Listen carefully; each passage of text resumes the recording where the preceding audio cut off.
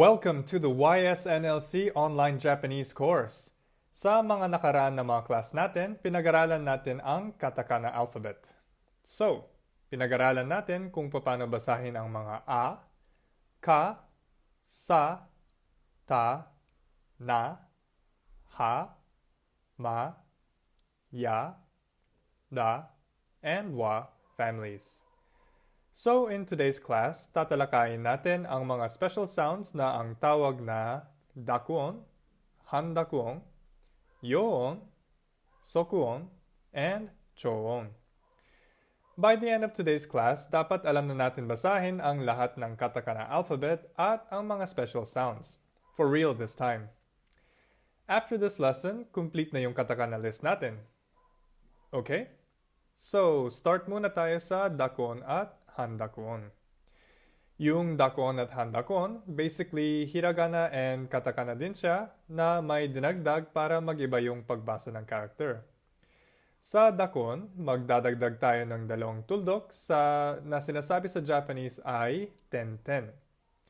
Para sa Handakuon naman, lalagyan natin ng bilog or maru sa Japanese, ang mga hiragana at katakana characters.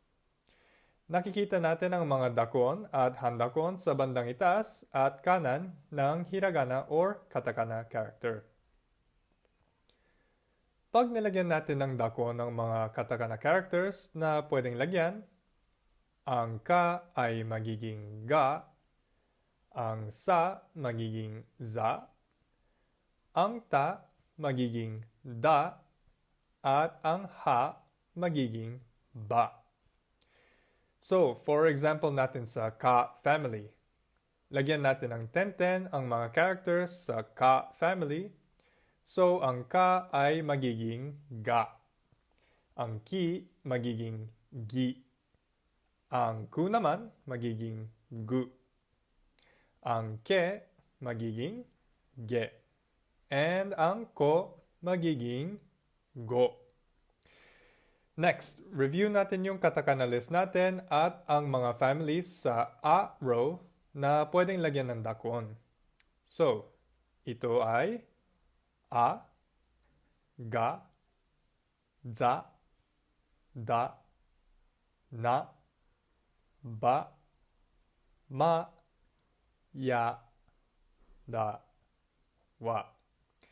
So, isa-isayin natin siya.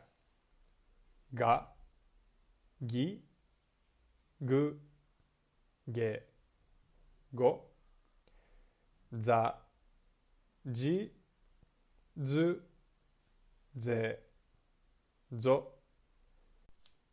da, ji, zu, de, do, ba, bi, bu, be, bo. So, ganito ang itsura ng bago nating katakana alphabet chart with Dakuon. Siguraduhin natin na gayahin ang chart na nakikita natin sa screen sa loob ng notebook natin. Kung kailangan nyo ng oras para gayahin ang chart ng video, pause muna natin ng saglit. Otherwise, tuloy-tuloy tayo sa lesson natin. Next, ang Handakuon naman ay para lang siya sa ha family. Pag nilagyan natin ng maru sa itaas at kanan, magpapalit siya ng pagbasa mula sa ha, ngayon naman magiging pa or yung P sound natin. So ang ha magiging pa, ang hi magiging pi, ang hu magiging pu, ang he magiging pe, at ang ho magiging po. Okay, so gets na ba natin? Opo. So, next naman si Yoon. Ang Yoon naman, dito nanggagaling ang mabilis na pagsasalita ng Y sound. Bakit kamo? Kasi ang Yoon ay nagmumula sa ya family.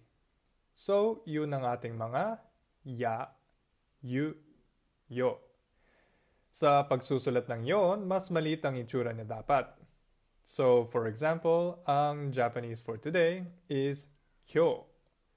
Pag sinulat natin siya sa katakana, isusulat natin ang ki, followed by isang yoon na yo. So, maliit siya na yo, imbes na regular size na yo. Tapos, kyo. Not kiyo-u. Diba? Pag ginawa natin siyang kiyo-u, mali na yung spelling natin. Ang pronunciation nun is kiyo-u, imbes na kyo. So, try natin ang mga ilang examples. Si ki at yoon ya, meron tayong kya, imbes na ki at ya, kung pareho lang siyang kalaki, no? Si ki at yoon yu naman, meron tayong Q, imbes na ki at malaking U. Tapos, si ki at yoon yo naman, meron tayong kyo. I-combine natin ang dakuon at yoon natin dito. Si gi plus yoon ya equals gya. Same rule with gi and yoon yu, as magkakaroon tayo ng gyu. And lastly, gi and yoon yo, magkakaroon tayo ng gyo. Ang yoon natin, para lang siya sa mga katakana characters kung saan ang dulo ay may sound na i.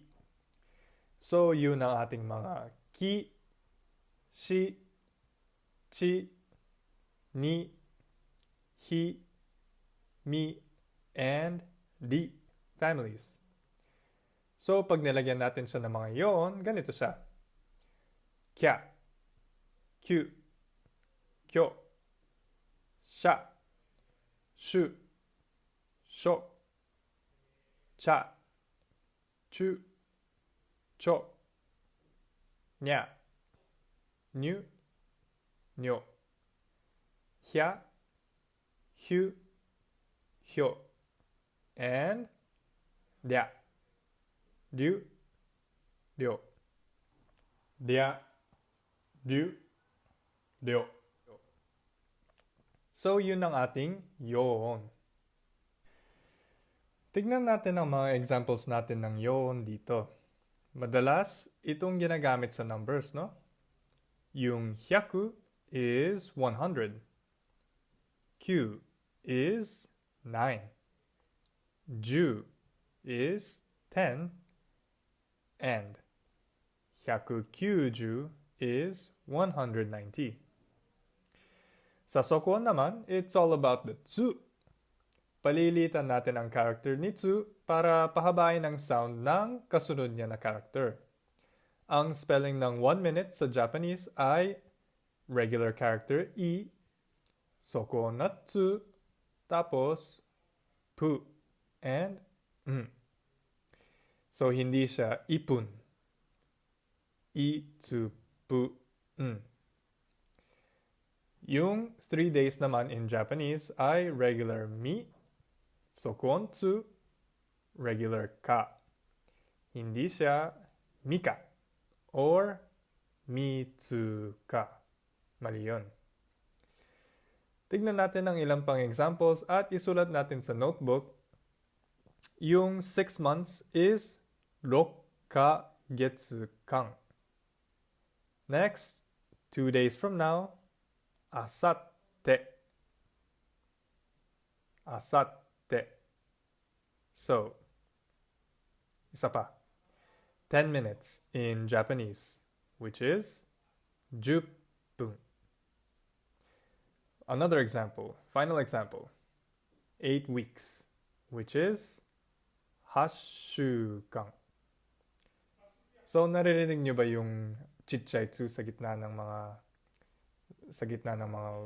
salita natin? So, last ang Chōon natin.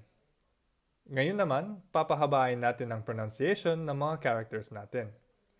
Gagamitin natin ang a, i, u, e, and o para pahabain ang pronunciation ng mga salita natin. Nakikita ba natin ang 10 days in Japanese? Ang spelling niya ay to with chōon na o and then regular ka. Yung see you again, ito naman ay ja with chōon a tapos mata ne. Let's take a look at an example. So, ano kaya ang Japanese for mother, no? Copy natin sa notebook natin at hulaan natin ang tamang chōon. Paano natin siya papahabain, no? Ready? Sasabihin ko ngayon, pakinggan natin ng mabuti. Kung ang sagot natin ay a, as in, okasang, correct tayo dyan. O, kasang. Narinig ba natin yung pagkahaba ng ba? That's it for today's lesson. Congratulations sa atin! At ngayon alam na natin ang buong hiragana at katakana alphabet. Kayang-kaya na natin magbasa ng Japanese, especially ang mga comic books. We recommend taking quizzes for this lesson and challenging yourself by reading manga in Japanese. So gawa tayo ng madaming vocabulary galing sa pagbabasa at sa panonood ng anime.